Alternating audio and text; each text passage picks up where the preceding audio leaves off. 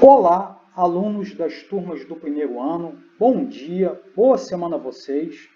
Então, pessoal, dando prosseguimento à nossa matéria, nós iremos estudar hoje as formas do relevo e a classificação do relevo brasileiro, ou melhor dizendo, por que não falarmos as classificações do relevo brasileiro, porque não são apenas uma, né? Temos mais de uma classificação, conforme verificaremos daqui a pouco nesta aula. Mas vamos por partes. Vamos lá, vamos dar prosseguimento, iniciando-se pelas formas do relevo. Em primeiro lugar, relevo. O que é o relevo? É sempre muito importante a gente começar uma aula definindo conceitualmente qual é o tema, qual é o assunto que nós estamos falando, qual é o conceito do tema abordado na aula. E o nosso tema é relevo. Então vamos lá. O relevo nada mais é do que a diversidade de formas e desnivelamentos da superfície terrestre ou oceânica.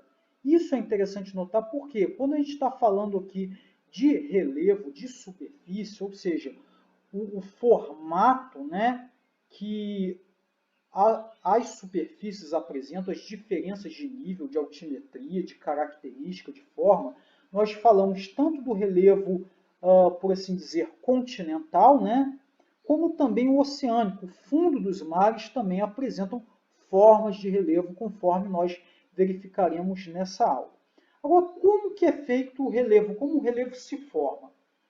É preciso deixar claro que o relevo ele não está pronto, acabado, ele está em constante transformação, né? Sei lá, nesse momento, se você, por exemplo, fizer uma escavação, de alguma maneira você está produzindo alguma modificação no relevo. Só a título de exemplo. O relevo ele é constantemente alterado, né? Pela ação dos elementos naturais, da natureza e, em alguns casos, até mesmo a própria ação humana, né?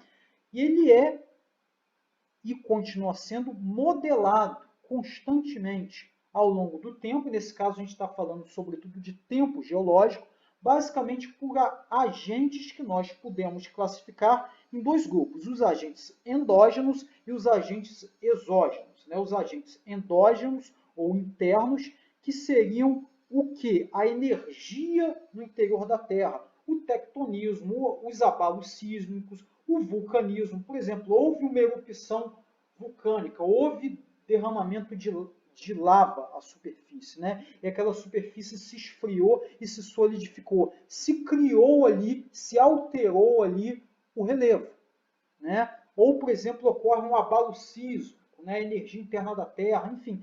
Esses são os agentes internos, né? Endógenos, produzindo o modelado do relevo. E, por outro lado, temos os agentes externos, exógenos, que é, por exemplo, a temperatura, as alterações de temperatura, fragmentando as rochas, por assim dizer, né, dilatando as rochas, fazendo com que as rochas venham a se erodir, os ventos, que muitas das vezes transportam esses fragmentos de rochas para outros locais, modelando também o relevo. Pensa num exemplo assim bem mais fácil até para a gente entender. Uma duna, né? Como que a duna ela é alterada, né, devido à ação do vento.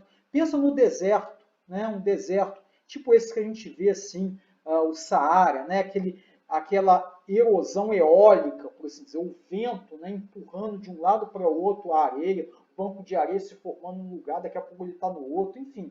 Isso é um exemplo da ação dos ventos, né, na formação do relevo. A chuva que transporta material de um lado para o outro, fragmento de rocha, ou mesmo, vamos pensando, eu gosto às vezes de usar esses exemplos extremos, que bem ajudam a gente a compreender o que a gente está falando. Pensa no deslizamento de terra, por exemplo, né? Que na verdade o termo mais adequado é movimento de massa. Pensa no movimento de massa, né? Quando a gente tem nessas chuvas torrenciais, né, muito fortes, aí tem um morro lá e ele sofre o quê? Uma erosão, né? Ele sofre um deslizamento.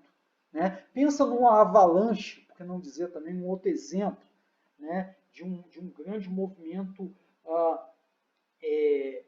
por assim dizer, de movimento de massa, de deslizamento de terras, enfim. Os rios também, né, agem, de certa forma, modelando o relevo, pensa numa enchente, enfim, uma série de exemplos, né? O que ele não transporta de material de um lado para o outro, a erosão que ele pode causar, o oceano também, né? De repente você tem aqueles movimentos, desde marés até mesmo movimento de avanço ou recuo do mar, né? Enfim, e os oceanos também agindo aí como um elemento modelador do relevo, as geleiras, né? Uma geleira, um glacial, por exemplo, se formando ou se derretendo, micro-organismos, cobertura vegetal ou mesmo até a própria ação humana, né? Para dar um exemplo bem fácil, a própria cidade, né? O que o homem, né, ao edificar cidades, ele não causa, não produz alterações no relevo, né, que podem ser produzidas, sei lá, desde, por exemplo, o aterrar de uma determinada área, ou mesmo, sei lá, a remoção, né, de uma determinada, sei lá, um morro, alguma coisa que pudesse estar presente num local através de uma obra de engenharia, ou mesmo as próprias edificações, né, por que não dizer também alterações no relevo, na própria superfície, as ruas, o asfalto, enfim, tudo isso também produz, né, alterações no relevo. As forças externas, né, os agentes externos, né, exógenos, eles alteram o relevo por meio de dois processos, o intemperismo e a erosão. O intemperismo tem muito a ver com aquilo que eu venho falando até aqui. Ele pode ser tanto físico como químico, né? O físico ele é causado principalmente pela variação de temperatura, que provoca o que? A dilatação, a contração e a posterior fragmentação das rochas. Então tem uma rocha lá sendo exposta à temperatura ao longo do tempo. O que acontece? Com o tempo ela vai o que? Contraindo, dilatando, contraindo e se fragmentando, liberando suas partículas, por assim dizer, a gente poderia chamar também de sedimentos. Né? E aí, no outro movimento, que seria o movimento do intemperismo químico, ocorre o que? A deposição. Quando esses fragmentos de rocha erodida, por exemplo, pela ação das águas, são transportadas até outros locais onde elas lá são compactadas, ou mesmo a própria água, né? Levando que a remoção de fragmentos, ou mesmo decompondo rochas, né? Funcionando como uma espécie de solvente. É aquela velha expressão, água mole, pedra dura, tanto bate até que fura. Né? Então veja bem, a água com o tempo ela vai ocasionando uma decomposição, um intemperismo químico nas rochas. Enfim, essas são as maneiras como os agentes externos ou exógenos agem na formação do relevo. O intemperismo ele pode ser atenuado ou acentuado, né? Diminuído ou aumentado de acordo com as características do clima, da topografia, da biosfera, do tempo e dos minerais que compõem as rochas. Estes minerais podem ser mais ou menos resistentes ao intemperismo e erosão. Óbvio, né? Nós temos diferenças aí de acordo com a composição das rochas, dos minerais e com fatores climáticos, topografia, uma série de elementos que vão fazer com que algumas rochas, algumas superfícies sejam mais ou menos suscetíveis à ação do intemperismo. Os escudos cristalinos, ou crátons, né, eles apresentam as rochas que sofreram com maior intensidade a ação do intemperismo, justamente por se tratar dos terrenos de formação geológica mais antiga. Então já foram muito aplanados, por exemplo, erodidos com a ação do intemperismo. Isso, sobretudo, falando-se em termos de tempo geológico.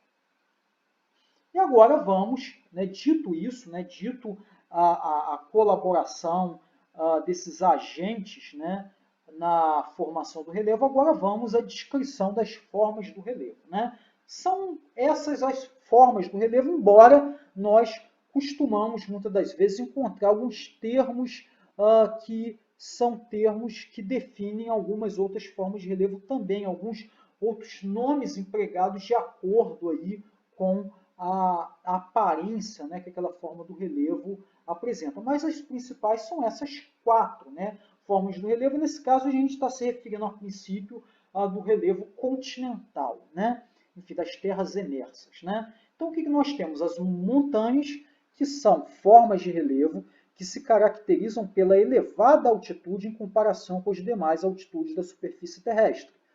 Quando tidas em conjunto, elas formam cadeias chamadas de cordilheiras, a exemplo da Cordilheira dos Andes, na América do Sul, e da Cordilheira do Himalaia, na Ásia. Pois bem, pessoal, o que exatamente são as montanhas? Né? Também dito de outra maneira, são as formas do relevo da estrutura geológica conhecido como dobramentos modernos, né? Que nada mais são que soerguimentos, né? Que surgem a partir, ou seja, elevações, né? Que surgem em áreas de borda de placa tectônica através de movimentos convergentes. Então, uma placa, ela, por assim dizer, penetra sobre a outra, levando a um soerguimento, a uma elevação, né? Numa borda de uma placa, gerando assim os chamados dobramentos modernos, né, que são justamente modernos no sentido de geologicamente mais recente. E é justamente nessa estrutura geológica que nós encontramos as grandes cadeias montanhosas. No Brasil, por exemplo, nós não temos montanhas, né? Por quê? Porque o Brasil encontra-se no centro de uma placa tectônica, ele não encontra em área de borda de placa tectônica, então nós não temos dobramentos modernos, não temos essas formas do relevo, que são as que possuem a altitude maior, a exemplo dessas cordilheiras citadas aí. Planaltos, também chamados de platôs, são terrenos mais ou menos planos que apresentam médias altitudes, delimitações bem nítidas, geralmente compostas por escarpas que são cercadas por regiões mais baixas. Neles predomina o processo de erosão, que fornece sedimentos para outras áreas. Os planaltos, pessoal, não dito aí, mas acrescentando, eles podem ter, entretanto, formações, por assim dizer, de estrutura geológica diferente. Né? Podemos ter planaltos sedimentares, que surgem de elevações de terrenos sedimentares. Entretanto, a gente está falando aí num tempo geológico bem mais antigo, né? Portanto, de dobramentos antigos, né?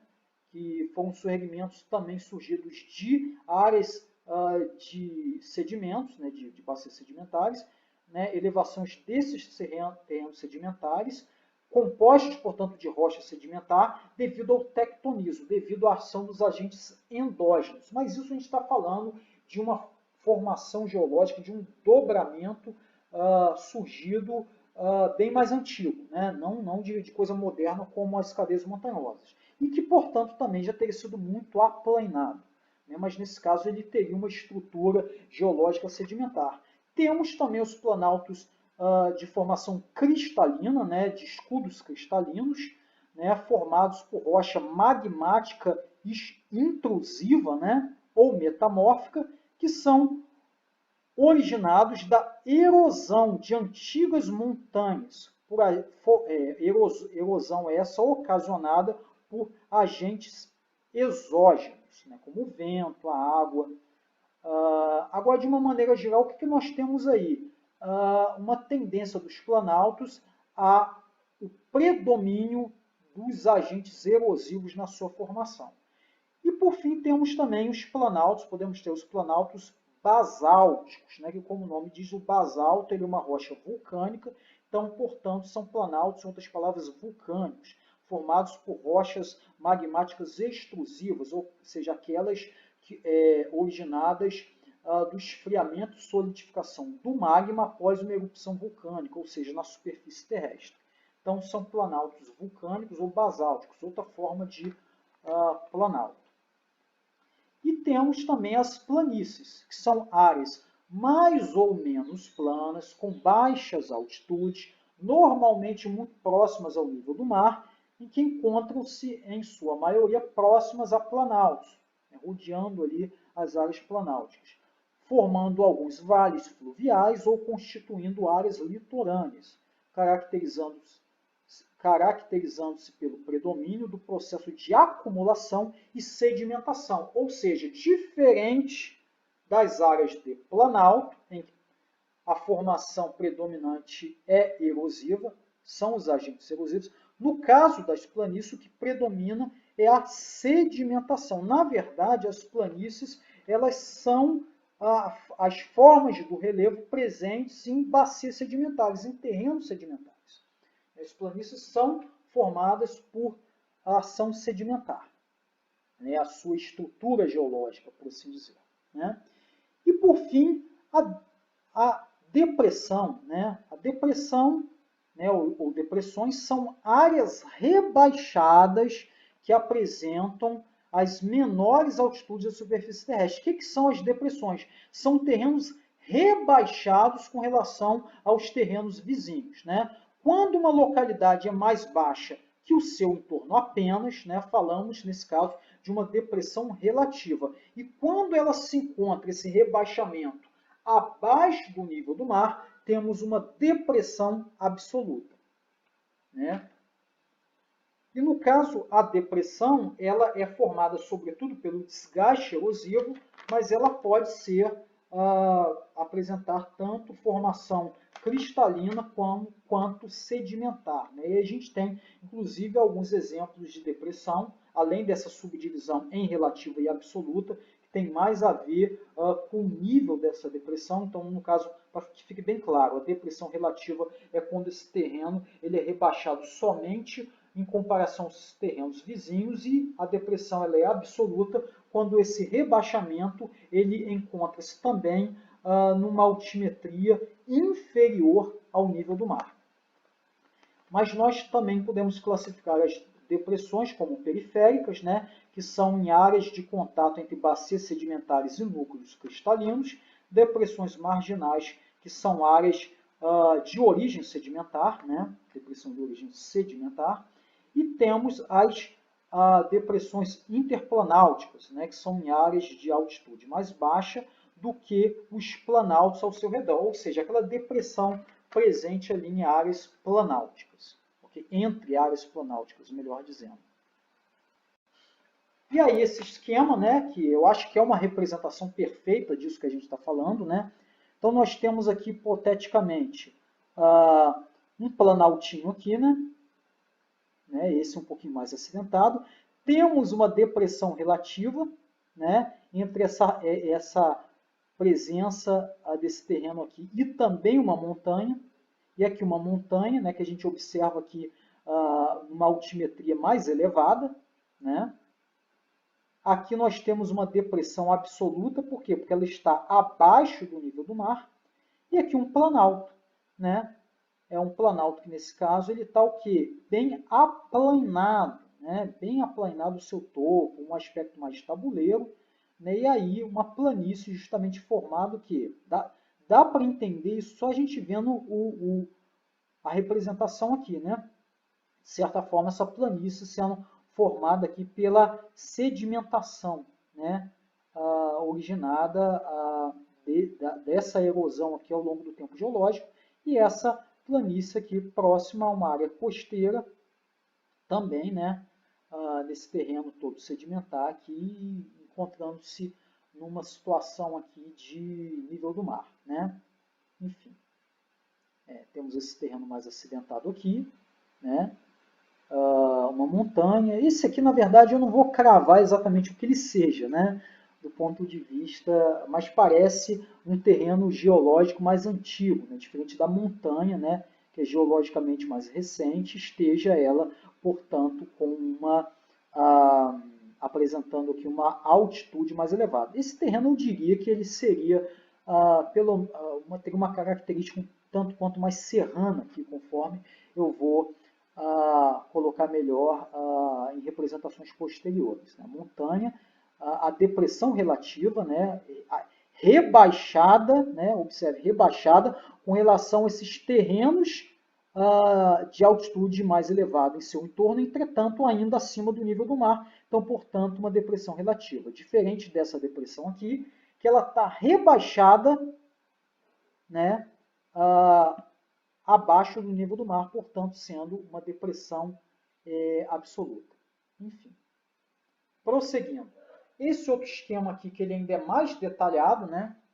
Então, vamos lá, descrevendo aqui alguns exemplos. Planícies, né, nessa região costeira, né? Terreno plano, com altitudes de 0 a 100 metros em relação ao nível do mar, são formadas pelo acúmulo de sedimentos trazido pelas águas de rios ou mares. Planaltos, né, a exemplo desse terreno aqui com um aspecto de tabuleiro, né, muito bem colocado por sinal, né, ou melhor dizendo, um formato mais plano no topo, né, para a gente não incorrer aqui de repente numa imprecisão. São terrenos mais altos que as planícies, com altitudes acima de 300 metros e às vezes delimitados por escarpas e chapadas. Né? As escarpas aqui, ó. O que são as escarpas? Né? Encosta íngreme de um penhasco que geralmente surge nas bordas de planaltos, nesses terrenos mais escarpados, né? Por assim dizer. Por outro lado, nós temos aqui o quê? Um exemplo de uma chapada, né? Enfim, né? O que são as chapadas? Formações rochosas, também planálticas, né? Nesse caso acima de 600 metros, que possuem uma porção plana na superfície superior, nesse formato, por assim dizer, de tabuleiro, né? Então, também denominado de chapada, né? Notem que o topo dele é plano, né? Interessante. Como a famosa Chapada Diamantina, né? No Brasil tem até uma imagem dela aqui depois para a gente utilizar. Né? Temos aqui uma montanha, uma porção mais elevada da superfície terrestre, com altitudes eminentes. Para o conjunto de montanhas, dá-se o nome de cadeia de montanhas ou cordilheiras. E aqui, né, entre esse planalto e essa montanha, o que nós temos? Uma depressão, que nesse caso também seria uma depressão absoluta, né, porque estaria abaixo do nível do mar. São as áreas situadas abaixo das áreas vizinhas, né, rebaixada com relação, nesse caso aqui, esse planalto, essa montanha, abaixo das áreas vizinhas ao seu redor, pode ser classificada como depressão relativa, quando está acima do nível do mar, e depressão absoluta, quando está abaixo do nível do mar. Nesse caso aqui, desse exemplo, seria uma depressão absoluta, porque estaria abaixo do nível do mar. Outro exemplo, né, e aqui é interessante que a gente dá alguns nomes, né, alguns nomes que a gente costuma ouvir, né, que eu também vou especificar alguns aqui. A gente tem um planalto, e esse planalto, inclusive, tem uma cidade edificada aqui, né, nessa representação numa área plana, uma depressão aqui, né, porque está mais rebaixado com relação aos terrenos vizinhos, uma serra, né, eu já vou comentar um pouco mais a serra, né, que ela tem uma formação mais acidentada, temos um vale aqui, uma cordilheira, uma grande montanha aqui acima, uma colina, né, inclusive eu sempre lembro do Vasco da Gama, né, o Clube da Colina, né, enfim, que tem lá, né, uma tomada lá do estádio de São Januário, a gente vê aquelas colinas ali, né, mas enfim, é mais uma expressão por conta disso. E a planície, né, aqui numa área plana de formação sedimentar, enfim. Tá, como essa imagem está um pouquinho embaçada, vamos adiantando. E aí, pessoal, nós temos aqui um detalhamento a mais de umas formas de relevo, que são formas, de uma maneira geral, planáuticas. Né? A gente está falando aqui de planaltos, mas de alguns nomes que a gente costuma empregar até de uma maneira um pouco mais popular, como, por exemplo, morro. Morro é aquele que aqui no Rio de Janeiro, inclusive, a gente está muito mais familiarizado. Né? O que são morros? A gente está se referindo basicamente à característica da forma mesmo desse relevo. Né? O que nós temos aqui no caso do morro? Elevações de formas arredondadas. E ele é muito antigo, né? Ele tem uma formação geológica muito antiga, então ele é bem já aplanado, né? Aplanadinho, não ficou legal não, tá aplanado, né? Já foi bem modelado, né, pelos agentes exógenos, né, da formação do relevo, então, portanto, ele possui essa característica aqui, que é essa elevação de formas arredondadas. E o morro, obviamente, no Rio de Janeiro a gente conhece bastante, né? tem morro para tudo que é lado. As serras, né, quando a gente lembra, por exemplo, ali de Petrópolis, Nova Friburgo, Teresópolis, enfim, a região serrana do Rio, né, tem muita presença dessa formação ali, no relevo. O que são as serras, afinal de contas? Qual a diferença, por exemplo, de uma serra para um morro? Né? As serras são terrenos acidentados com desníveis acentuados. Observe aqui, ó, olha como ele tem esse lado aqui muito íngreme, né? A gente observa isso aqui, né? Ele é bem acidentado. Ele é modelado, sobretudo, foi modelado pela ação das chuvas, né? Que fez essa característica aqui, uma formação erosiva que possibilitou essa característica desse relevo muito acidentado, aqui, inclusive com essa característica bem íngreme. Né? As chapadas, né, como eu falei há pouco, né, são formas com topo plano, e com quedas acentuadas que lembram justamente um degrau de mesa. Né? Tem até aquela expressão tabuleiro também utilizada. Nesse caso, o que nós temos aqui? Nós temos, observem, essas formações dessas chapadas no meio de vales aqui. Esse caso aqui é a famosa Chapada Diamantina, né, no Brasil. Muito bonito, por sinal, né, gente? Impressionante. Aqui outras formas também de relevo, né, as chamadas cuestas. Né? O que são as cuestas, por exemplo, diferentes das serras? Né? Nesse caso, as cuestas eles são terrenos com declive suave de um lado, né, uma cara um pouco mais de um morro, né, de um lado, e por outro lado uma característica mais íngreme do outro. Né? Então ele está um declive suave de um lado e íngreme do outro. Né? Isso é uma cuesta. Né? As escarpas, né, que eu comentei há pouco. Olha as escarpas aqui nessas bordas de planalto aqui. O que são as escarpas? São justamente esses declives acentuados, né, que aparecem em bordas de planaltos. E por fim, esse que eu acho até bem engraçado, essa formação aqui, né, o Inselberg, né, que são justamente saliências encontradas em regiões de clima árido ou semiárido. Então, nesse caso, a característica climática modelou, né, dessa forma, que eu acho até bem bonita, até, né, esse esculpido que se deu a essa espécie de morrinho aqui, né, mais especificamente o Inselberg. Enfim. Porém, pessoal, até agora a gente falou do relevo continental. Temos também o relevo submarino. O relevo submarino, as principais formas de relevo presentes no fundo dos oceanos são a plataforma continental, que nada mais é que a continuidade do relevo, ou melhor dizendo, a continuidade do continente submergida, é o prolongamento da planície costeira em direção ao fundo dos oceanos. A região apresenta declive suave em relação ao continente e permanece plana. Talude. Talude é a porção do relevo submarino que se encontra por uma inclinação acentuada estreita que tem início aproximadamente em 200 metros de profundidade. É a partir de 200 metros de profundidade que nós encontramos o talude. Né? E ele dá um mergulho abrupto da borda oceânica até 2.000 metros, onde encontra-se ali o assoalho oceânico.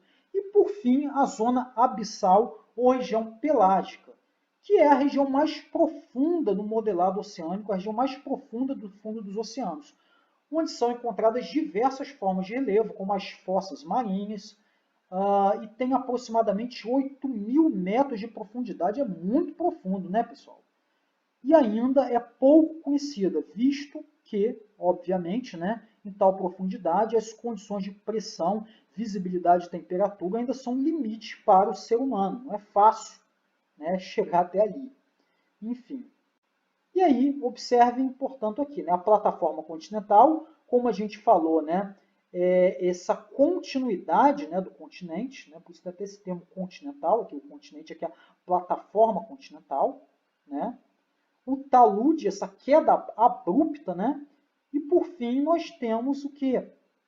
a zona abissal pelágica, que a gente vai ter aqui uma série de a presença de uma série de outras formas de relevo, como o Monte Marinho, tem uma ilha vulcânica aqui, uma colina abissal, uma elevação mesmo nessa área abissal aqui. Nesse caso, inclusive, interessante essa representação, que ele aparece aqui, uma dorsal meso-oceânica. O que é uma dorsal, né? Dorsal é quando nós temos ali numa região de borda de placa tectônica exposta a um movimento divergente, um movimento de separação, né, de placa tectônica, onde inclusive favorece o que? A formação aqui, o surgimento, a elevação aqui de basalto, né, vindo da região ali, dessa região de separação. Enfim, melhor dizendo, também aqui nessa ilha vulcânica também temos esse tipo de formação. Mas nesse caso aqui, esse movimento de separação, esse movimento divergente, que é um movimento, principalmente quando a gente fala aqui de questões geológicas, responsável pela separação dos continentes, né, chamada deriva continental. Né? Enfim, temos aqui uma fossa abissal, né, também aqui presente. O magma, né, abaixo aqui nessa representação, a dorsal mesoceânica. Tá, para pegar um exemplo perfeito de dorsal mesoceânica, isso aqui é muito interessante. A dorsal mesoatlântica, né, que inclusive foi responsável pela, falando em termos de tempo geológico, da separação entre a América do Sul e a África, né, falando em termos geológicos. Né. Aqui a bacia oceânica, né, enfim, uma elevação continental nessa representação, enfim. Um cânion submarino, né? Enfim, bem interessante essa representação aqui, tá, pessoal? Muito boa, por sinal. E por fim, também temos o relevo litorâneo, né? Vamos dar um detalhamento rápido aqui no relevo litorâneo. O modelo do relevo do litoral também recebe uma nomenclatura específica de acordo com sua fisionomia, origem e formação. Como podemos ver na imagem a seguir, né, que eu vou apresentar, o relevo costeiro pode ser subdividido por golfos, deltas, ilhas, baías, cabos, penínsulas, enseadas, istmos, lagoas, dunas, fiordes, rios e praias. Vamos lá. Tá aqui, ó, um lago costeiro, por exemplo, que é a costa, né? Dunas costeiras sendo formadas, aqueles bancos de areia, né, sendo formados aí pela ação erosiva dos ventos, enfim, ação lacustre. Enfim. Temos aqui uma baía. Né? O que é uma baía? Né? Observem que é uma entrada aqui do continente dentro do quê? Ou melhor dizendo, uma entrada do oceano, né? Uma penetração do oceano dentro aqui de uma forma um pouco mais arredondada, né? Dentro do continente. É só lembrar da Baía de Guanabara, né? Muito fácil a gente, por exemplo, em Niterói é o exemplo perfeito, né? A gente tem, por exemplo, as praias da Bahia, né, que a gente fala, e a chamada região oceânica, né? A região oceânica é aquela que está no oceano, enfim, mar aberto, por assim dizer, diferente da Bahia que está é mar, mas está cercado ali, né? Pelo continente, né?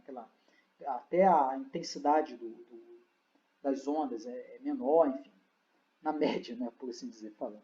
Diferente da região oceânica, né, que é o mar bem mais aberto, enfim.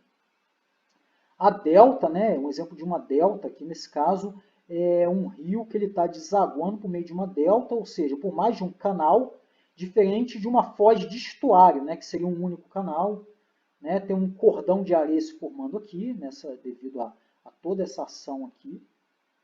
Temos o grande oceano, o mar aberto, né, um exemplo de uma roca, né, essa formação geológica aqui encontrada na área oceânica, um toco, enfim, um arco, né, formado aqui por uma ação erosiva, né, que gerou, de certa forma, uma escavação aqui, né, no meio desse cabo, né, por assim dizer, né, presente aqui, né, que aí é como se fosse um pedaço, né, do continente adentrando-se, por assim dizer, ao oceano, né? Tem até aqui na região norte do estado, até lembro do Cabo de São Tomé, né? aqui no norte do Rio de Janeiro. Tem um outro exemplo melhor, até mais conhecido, Cabo Frio, né? Exemplo mais conhecido, né? Basta você pegar o modelado ali da região dos lagos, você vai ver aquele cabo, né? Aquela ponta adentrando-se ao oceano, e uma falésia, né? Uma falésia presente aqui, né? É bem legal, né? Aqui nessa formação em área costeira, né? É um esquema muito legal, muito interessante nessa imagem. Agora, por fim, pessoal, vamos falar do relevo brasileiro, né? As estruturas geológicas do território brasileiro são muito antigas, né? De uma maneira geral, elas são bem antigas. A maior parte do Paleozoico e do Mesozoico, ou mesmo do período pré-cambriano. É isso no sentido mais estrutural, né? Da estrutura geológica. Entretanto, né? Porém, as formas do relevo brasileiro elas são mais recentes. Por quê? Porque elas resultam dos desgastes erosivos que sempre ocorreram, alguns desgastes que resultaram em formação geológica mais recente, como as áreas de planície, por exemplo, né, que geologicamente são mais recentes. Por exemplo, planície amazônica, né, só um exemplo aqui, ou as planícies costeiras, enfim, e que continuam a ocorrer, né, como eu falei desde o início, a formação geológica ela não acaba, né, ela está sempre ocorrendo, né? Enfim. A classificação do relevo brasileiro são 3 as classificações, né? A primeira delas surgiu em 1940, foi feita pelo professor Haroldo de Azevedo, então professor do Departamento de Geografia da USP, que ele classificou o relevo brasileiro da seguinte forma: planaltos e planícies, né? Ele dividiu o relevo brasileiro em 2 formas de relevo, planaltos e planícies, né? E ele chegou à conclusão que 59% do território brasileiro era composto por planalto e 41% por planícies. E qual foi o critério empregado? O que ele empregou? Né? Qual foi o modelo aqui? Basicamente a altimetria. Né? Então era de acordo com a altitude do terreno. Então ele definiu os planaltos como terrenos levemente acidentados com mais de 200 metros de altitude, e as planícies áreas mais ou menos planas com altitude inferior a 200 metros.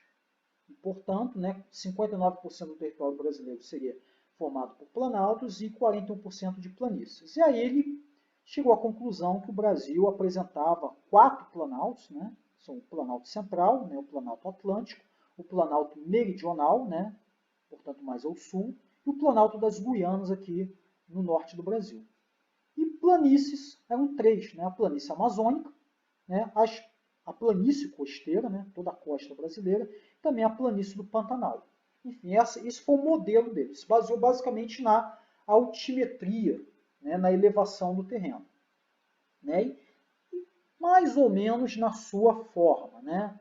Porém, pessoal, qual era o recurso tecnológico que ele tinha na época? Bem limitado. Né? Então, foi basicamente um mapeamento do território brasileiro, de certa forma, visitas de campo, né, coleta de informações, enfim, fotos retiradas nas diversas áreas, enfim, um detalhamento feito na época com pouco recurso tecnológico. Então, por isso que, de certa forma, foi uma classificação um pouco mais simples. Né? A gente está falando aí de algo feito na década de 40.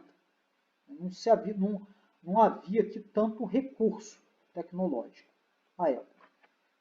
Posteriormente, a segunda classificação ela surge em 1958 e foi proposta, né, pelo professor Aziz Absaber, né, também do Departamento de Geografia da USP. Né, e o Absaber, o que ele fez? Né, qual foi o modelo que ele utilizou? Ele utilizou de fotos aéreas, né, que naquela época já haviam, né, esse recurso, né, de fotografia aérea, né, fotos feitas por avião, né, enfim. E propôs, né, ali ele já tinha, portanto, um recurso tecnológico a mais, então houve um mapeamento maior do território brasileiro. E o que ele definiu aqui? Também que o território brasileiro se dividia em planaltos e planícies. Entretanto, o percentual, observem que aumenta aqui, né? 75% do território brasileiro seria formado por planalto e 25% por planície, né? Entretanto, qual foi o grande diferencial aqui? Ele não levou em conta a altimetria, portanto, a altitude dos terrenos, mas o padrão da sua formação geomorfológica. Esse foi o critério que ele empregou. Então, ele definiu de acordo com, sei lá, esses terrenos, eles prevaleciam uma formação erosiva ou sedimentar, né? Enfim, então, dessa forma, ele fez a classificação. Então, ele definiu que planaltos seriam áreas em que os processos de erosão superavam os de sedimentação, e a planície seriam as áreas mais ou menos planas, volta que dá uma ligeira relevância e também a forma, né, a característica, mas que principalmente eram áreas em que os processos de sedimentação superavam os de erosão, né, independente aí da altimetria do terreno. Podia ser terrenos maiores ou menores que 200 metros, enfim, mas a grande questão era o seguinte, tá, a formação aí geomorfológica é o quê? Ela prevaleceu erosão ou sedimentação. Então, se prevaleceu erosão, planalto. Se prevaleceu sedimentação, a gente estava se tratando aí de uma planície, né? E aí ele fez uma definição um pouco mais detalhada, né? Observem que aí a gente tem 10 áreas, né, a mais. Então, nós temos os seguintes planaltos, além do planalto central, do planalto meridional, né, conforme havia na outra classificação. Ele já bota aqui as serras e planaltos do leste e sudeste, o planalto uruguaio sul-rio-grandense, né, o planalto das Guianas, o planalto do Maranhão, Piauí, o planalto nordestino, né, e as planícies, mantém a planície do Pantanal, a planície e terras baixas amazônicas, as planícies e terras baixas costeiras. Enfim. E aí, por fim, a terceira e mais recente classificação, de 1989, do professor Júlio de Rose, também ligado ao Departamento de Geografia da USP. Qual foi o grande diferencial aqui? Bom, aí a gente já está falando de um momento em que o recurso tecnológico já era bem maior. Ele pegou o quê?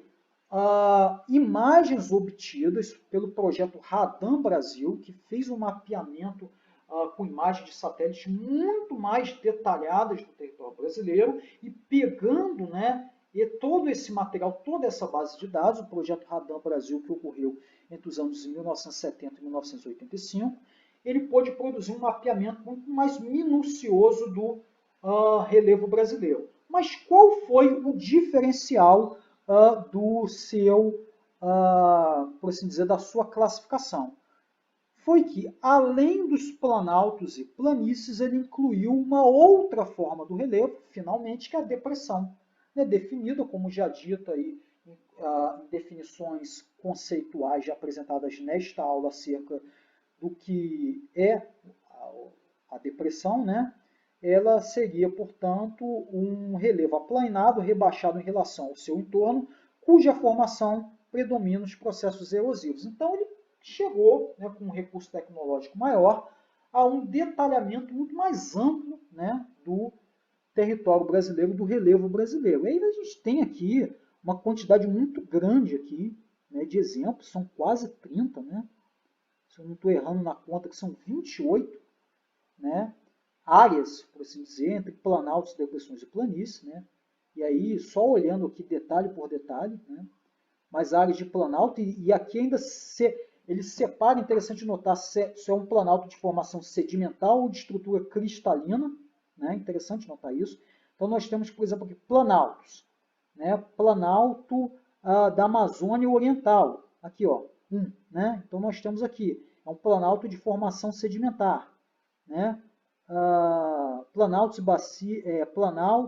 e chapadas da bacia do Parnaíba, enfim, alguns exemplos aqui. São muitos, não vou ficar detalhando, mas só para pegar um outro exemplo aqui. Planaltos e serras de Goiás e Minas, aqui, número 8. Já são planaltos de estrutura cristalina, ou depressões antigas. Interessante. Planalto aqui da região residual do norte amazônico, né, na região das...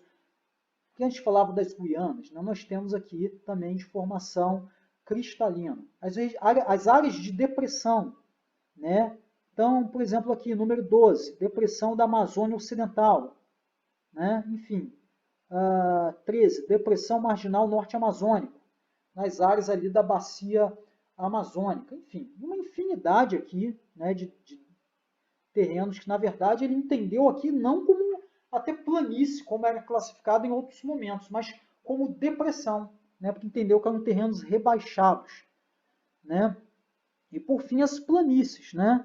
A planície do rio Amazonas, né, aqui o 23, por exemplo, planície do rio Araguaia, 24, enfim, até as planícies das regiões litorâneas, aqui, enfim. Observe que é muito mais detalhado, ou melhor dizendo, muito mais detalhada a classificação do Jurandir-Royce, porque aqui também ele contou com mais recursos tecnológicos que os demais. E por fim, né, a classificação de Jurandir-Royce se baseou em dois critérios principais. O morfoestrutural, que leva em conta a estrutura geológica, né, ou seja, também em grande medida aí a gente está falando dos agentes endógenos, né, da formação do relevo também, enfim, da formação estrutural, por assim dizer, né, se é sedimentar, se é cristalino, enfim, toda essa questão. E o critério morfoescultural, que considera a ação dos agentes externos, né, ou exógenos, né, a ação da água, dos ventos, ajudando a esculpir, né, as formas do relevo brasileiro. Esses foram os critérios que ele empregou, né? E, conforme já dito, né, ele acrescentou, além de planaltos e planícies, também a depressão. Enfim, pessoal, é isso. Essas são as referências empregadas na aula. Espero que vocês tenham gostado. Vamos procurar se esforçar o máximo possível nessa reta final, né, de ano letivo. Enfim, espero que vocês tenham gostado. Bons estudos, boa semana, tudo de bom. Até a próxima. Tchau!